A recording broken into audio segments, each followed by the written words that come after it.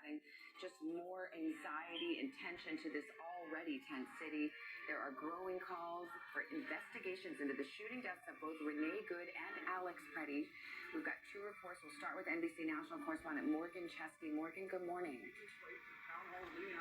Yeah, Savannah, good morning. And even with the news that some federal agents will be departing Minneapolis, residents here tell me they are still left absolutely fearful as to the uncertainty of what exactly will come next. And those feelings only fueled by what happened inside a Minneapolis town hall last night in a chaotic attack caught on camera. Overnight in Minneapolis, a man arrested after confronting Democratic Congresswoman Ilhan Omar at a town hall, spraying an unknown liquid from a syringe. DHS Secretary Kristi Noem must resign or face impeachment.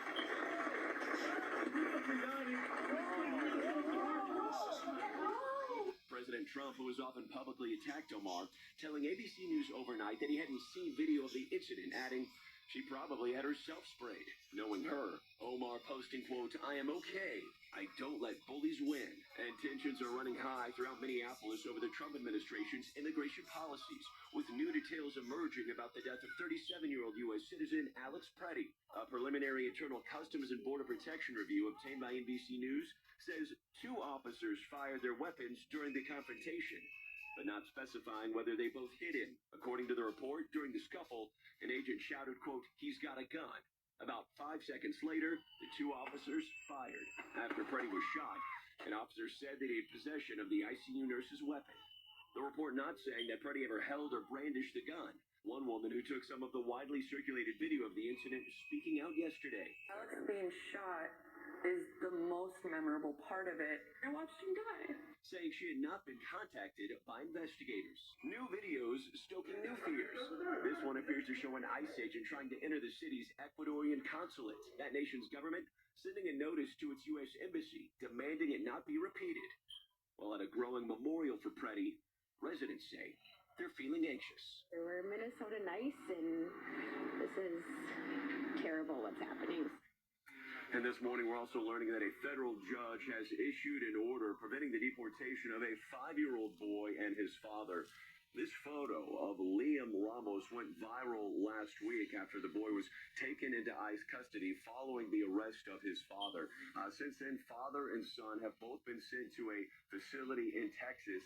That is where they will be remaining because of this judge's order prohibiting DHS from deporting them. Meanwhile, that agency has not responded to our request for comment. Savannah. Morgan Chesky, thank you. Meanwhile, in Washington, a growing number of lawmakers, Democrats and Republicans, are calling for an investigation and accountability in the shooting death of Alex Pretti. NBC senior White House correspondent Garrett Haight joins us with that part of the story. Garrett, good morning. Greg, President Trump says he welcomes an investigation and would be watching it closely. The president holding previously scheduled events focusing on the economy and cost of living both yesterday and today as he and the White House look to lower the rhetorical temperature around Pretti's shooting and, if possible, to change the subject. The public uproar over the weekend killing of Alex Pretti by federal agents following President Trump as he tried to focus on the economy yesterday. We're doing a big investigation. I want to see the investigation.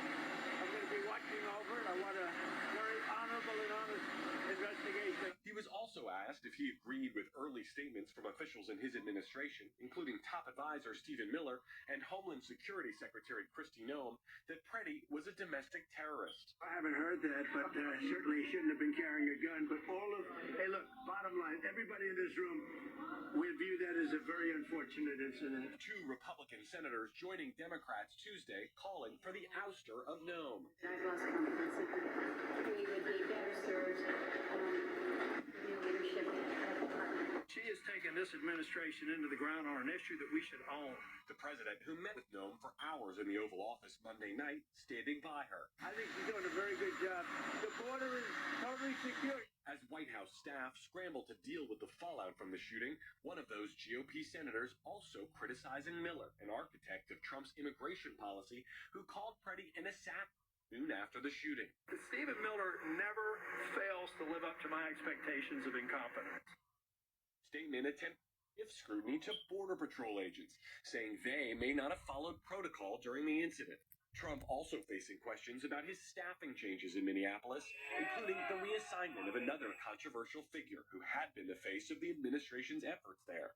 Border Patrol Commander Greg Bavino sent back to his sector in California. Bavino's very good, but he's a pretty out there kind of a guy, and in some cases that's good. Maybe it wasn't good here. So Garrett, President Trump now sending border czar Tom Homan to replace Bavino. What's the thinking here? What's the president hoping to accomplish with that switch? Well, look, Homan is a 40-year veteran of immigration enforcement, and he's viewed inside the White House as someone who has the president's complete trust and also a cooler, more professional way of doing business. The White House hopes that he can negotiate with Democratic officials in Minnesota to allow for deportations there to continue with more help from local officials and less violence. Now, Governor Tim Walz described their first meeting yesterday in positive terms, but the governor's position here has not changed. He wants federal agents out of the state and accountability for his 2 citizens killed by those agents. Craig?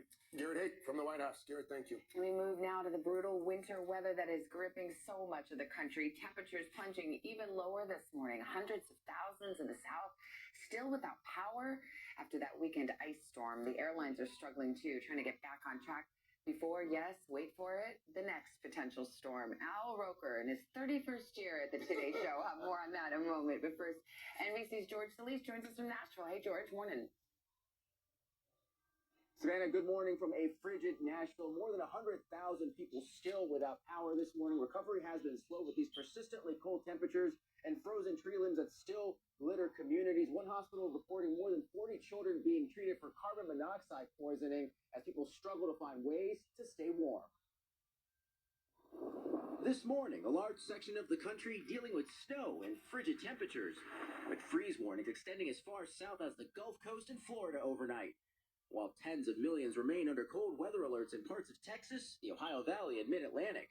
In Louisiana, icy conditions stranding hundreds of drivers on Interstate 20. Semi-trucks stretching for miles stuck on roads slick with ice.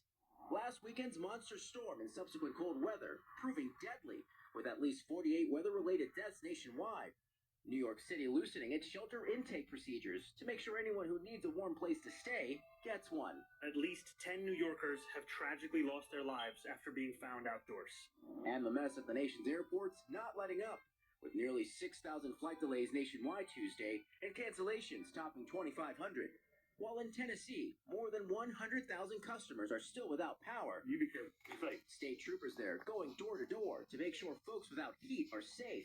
Based on your assessment, which area of the state has been hit the hardest? Middle Tennessee has been hit extremely hard. Really, the whole state in general has been